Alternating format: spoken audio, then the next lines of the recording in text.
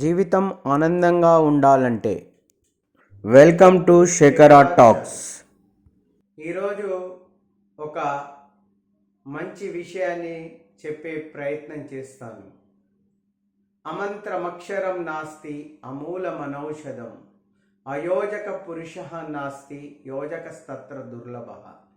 ఈ శ్లోకం యొక్క అర్థం ఏమిటంటే, మంత్రానికి పనికిరాని అక్షరం లేదు, వైద్యానికి పనికిరాని మూలిక లేదు, ఈ ప్రపంచంలోని పనికిరాని మనిషి అనేవాడు లేడు.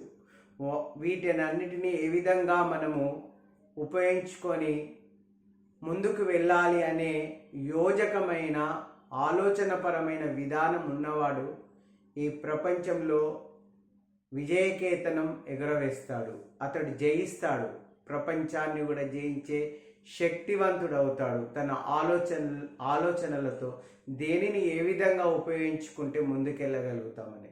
అదేవిధంగా ఈ రోజుల్లో పిల్లల్ని చాలా అల్లారుముద్దుగా తల్లిదండ్రులు పెంచడం జరుగుతుంది. తమ పిల్లలే సర్వస్వమని పెంచుతున్నారు.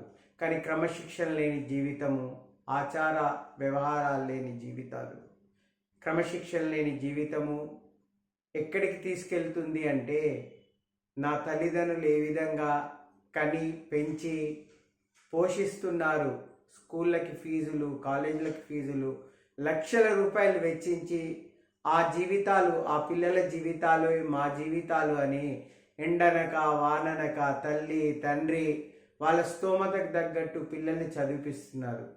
ఆ తర్వాత పిల్లలు ఏం చేస్తున్నారు, ఆ తల్లిదండ్రుల యొక్క కష్టాల్ని నష్టాల్ని చూడకుండా చాలా ఎంజాయ్ చేస్తూ ఎక్కడికి వెళ్తున్నారో అర్థం కాని పరిస్థితి.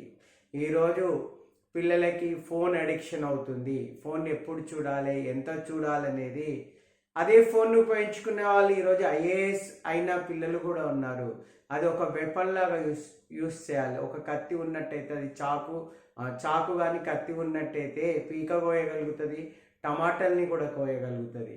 ఆ విధంగా మన దగ్గర ఫోన్ ఉంటుంటే ఆ ఫోన్ను ఎంతవరకు మనం సద్వినియోగం చేసుకోవాలి అనేది ఆలోచించగలిగినట్టయితే ఆ ఫోన్ నుండి వచ్చే నాలెడ్జ్ను, ఈరోజు ఎన్నో యాప్స్, అద్భుతమైన యాప్స్ ఉన్నాయి. యూట్యూబ్ ఉంది, తర్వాత ఇన్స్టాగ్రామ్ ఉంది, తర్వాత చాట్ జీపీటీ, పర్ప్లెక్సిటీ, ఇట్లా ఎన్నో యాప్స్ ద్వారా మనం జ్ఞానాన్ని ఈరోజు పెంపొందించుకోవచ్చు.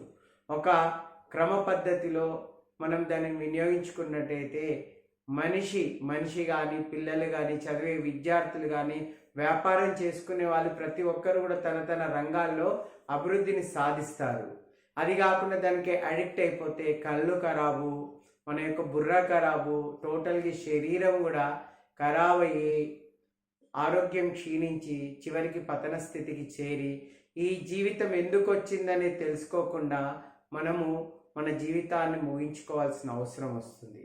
అదేవిధంగా ఈరోజు పిల్లలు మాదక ద్రవ్యాలకి, డ్రగ్స్కి కూడా అలవాటైపోయి అదే నా జీవితం అనే మైకం లోపల చిన్న వయస్సు లోపల 10th క్లాసు, ఇంటర్మీడియట్, డిగ్రీ, ఇటు బీటెక్ చదివి ఈ వయస్సులోనే వాళ్ళు ఈ డ్రగ్స్కి అడిక్ట్ అయిపోయి తల్లిదండ్రులు చెప్పే మాటల్ని కానీ ఎవరు చెప్పినా మారకుండా ఇంకా నేను డ్రగ్స్ తీసుకోవాలి అనే దానికి గురైపోయి వాళ్ళు ప్రాణాలు తీసుకునే స్థితికి ఆ మనిషి ఎక్కడ వెళ్తున్నాడు, నేను ఎవరిని, మా తల్లిదండ్రులు ఎవరు అనేది ఆలోచించకుండా వాళ్ళు కూడా వాళ్ళ జీవితాన్ని ఇక్కడితో ముగించేస్తున్నారు. కాబట్టి మిత్రులారా, తల్లిదండ్రులారా, నా సోదరుమనులారా, నా విద్యార్థులారా,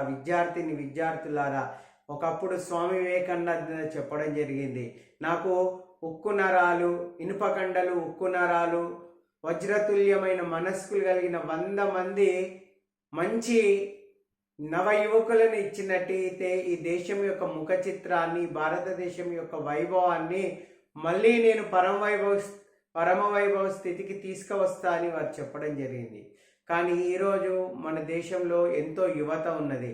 ఈ యువతను ప్రేరేపించేది, ప్రేరణ ఇచ్చేది, మోటివేట్ చేసేది గురువులే. కాబట్టి ఎలిమెంటరీ స్కూల్ నుండి అన్ని హై స్కూల్ వరకు, ఆ తర్వాత ఇంటర్, తర్వాత డిగ్రీ, బీటెక్లో ఉండే టీచర్స్, ప్రొఫెసర్స్ అందరూ కూడా ఆ పిల్లల్ని మా పిల్లలు అనుకొని వాళ్ళని ఎడ్యుకేట్ చేయగలిగినట్టయితే వాళ్ళలో మార్పు వచ్చినట్టయితే ఈ దేశం యొక్క భవిష్యత్తు ప్రపంచ దేశాలలో చాలా అందంగా ఉంటుంది అనటంలో అతిశయోక్తి లేదు.